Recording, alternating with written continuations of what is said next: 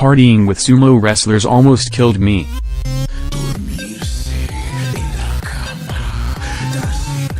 I'm lying face down in a hotel bathroom in street. Petersburg, Russia.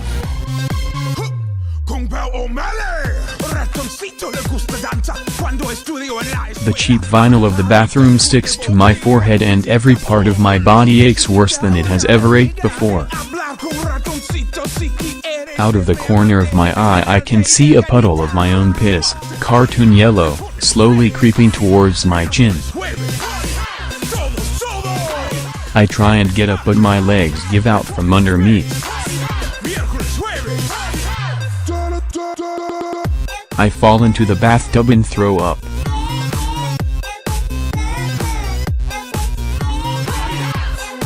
An attempt to shower is cut short when I discover that water on my skin feels like needles being stuck underneath my fingernails.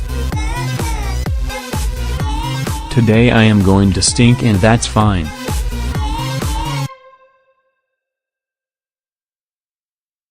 I pick the cleanest dirty shirt from my luggage then start to venture towards the hotel lobby, hoping to find some hair of the dog or at the very least some carbohydrates to soak up the shame.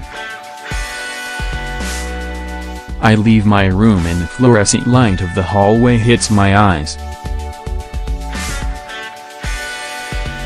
My headache instantly intensifies, and a rhythmic drum solo on the inside of my skull.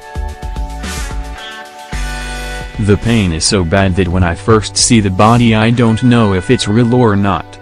Spread out on the hallway floor is the largest human being I have ever seen in real life. The man is easily 400 pounds.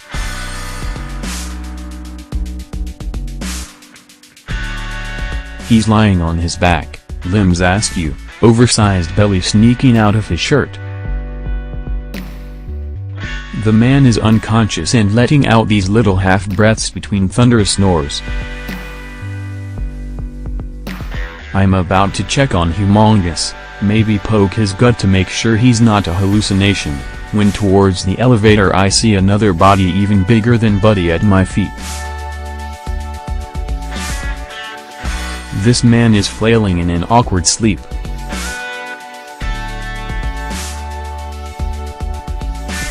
He rolls to his side to reveal two, slightly, smaller dudes draped out beside him, like a supersized variation on the Russian doll.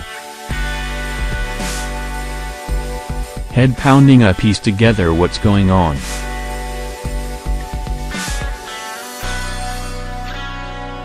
The four men on the floor are sumo wrestlers.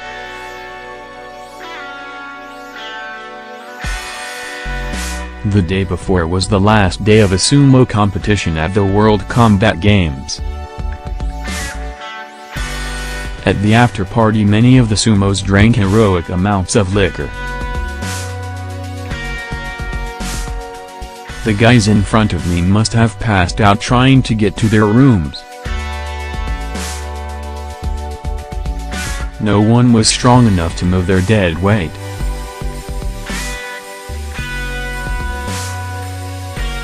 Somebody in the hallway lets out a fart.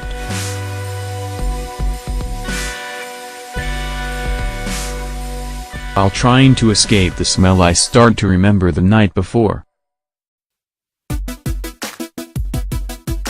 I attempted to outdrink men literally twice my size, I ate more food than I thought I was physically capable of, and I attacked parked cars like a postmodern Don Quixote. When I get to the end of the hall my headache intensifies again and I spew. I had partied with sumo wrestlers and it almost killed me. My adventure with sumo wrestlers actually started as a trip for work. I had been hired through a cable company I worked for to commentate the World Combat Games. It was one of my first paid gigs as a martial arts analyst and I was determined to prove my worth. For the months leading up to the event my life was consumed with studying the beauty of competitive conflict. I spent hours learning the proper pronunciation of athletes' names.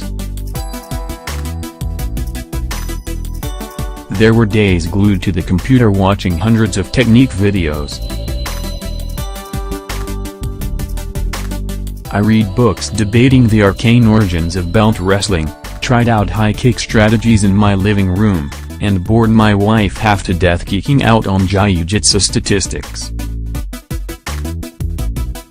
Still, there was nothing that could have prepared me for the sheer spectacle of sumo. On a conceptual level, I knew that sumo wrestlers were big. But until you've seen a Rikishi in person, you have no idea just how gigantic, and how strong, these athletes actually are. Underneath the layers of fat, each competitor has built their body for power and speed. When a match begins, sumos burst forth like bullets from a gun. Their intense grappling would be enough to crush a normal human, but the behemoths go at each other with precision and strategy in the most violent of dances. The aura for the sumo matches was electric.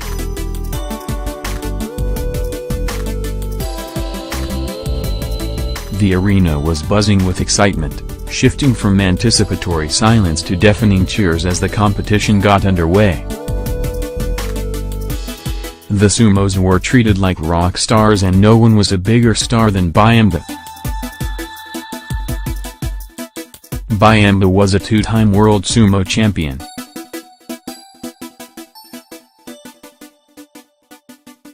He was featured in Ocean's 13. He appeared on America's Got Talent. Vice profiled him in the documentary 10,000 Calories a Day. In fact, if you've seen a sumo on television in the last decade, it was probably Byamba. That day the champion was dominant in his performance.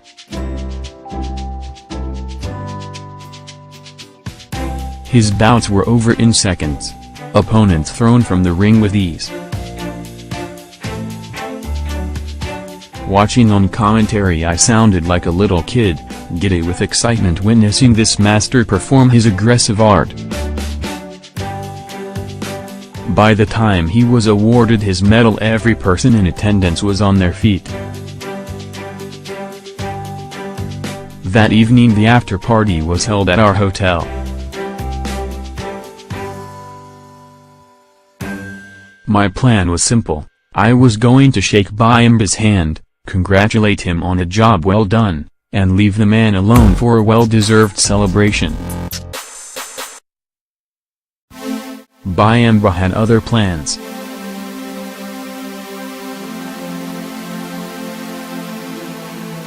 I should preface what I'm about to tell you by saying I was very, very drunk that night. Possibly more messed up than I have ever been before, which is a lot considering I spent over a decade playing in a glam rock band and once got high with Nikki Sixx for 3 days. While I'm not sure the facts would hold up in a court of law, and things have grown or shrunk depending on when I'm recounting the event, I know in my heart the general tone of what I'm about to say is true.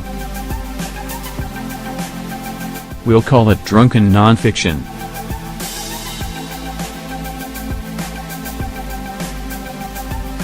The blockbuster movie version of what went down.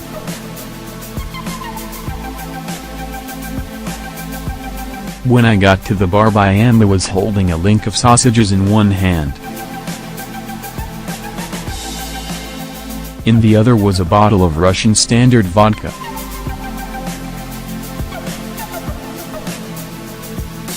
I approached the champ.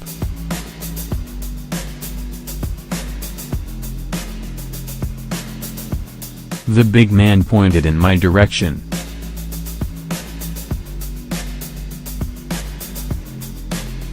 Another sumo grabbed a reserved sign off the table. Russian reserved signs are shaped like dunce caps, and tore off the top to create a makeshift funnel. The next thing I know, the funnel is in my mouth.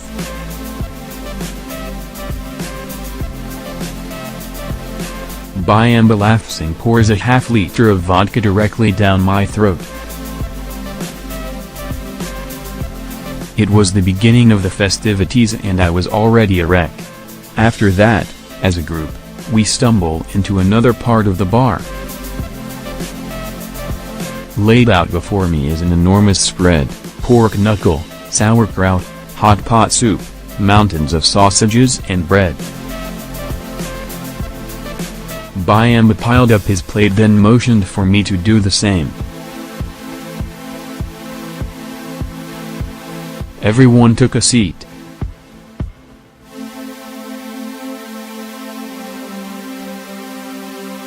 At the head of the table on the night he won a medal, Byamba took the time to put over everyone else in the room.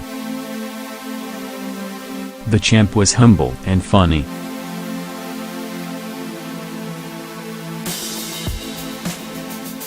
Instantly lovable.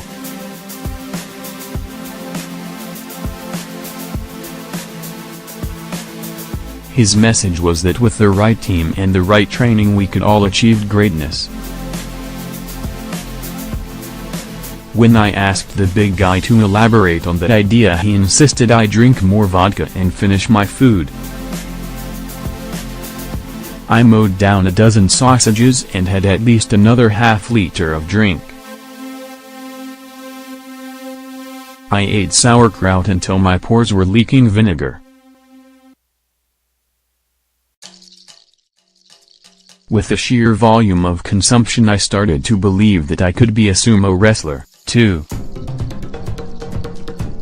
We decided to test that theory in the parking lot. Now I've done a lot of stupid shit in my life.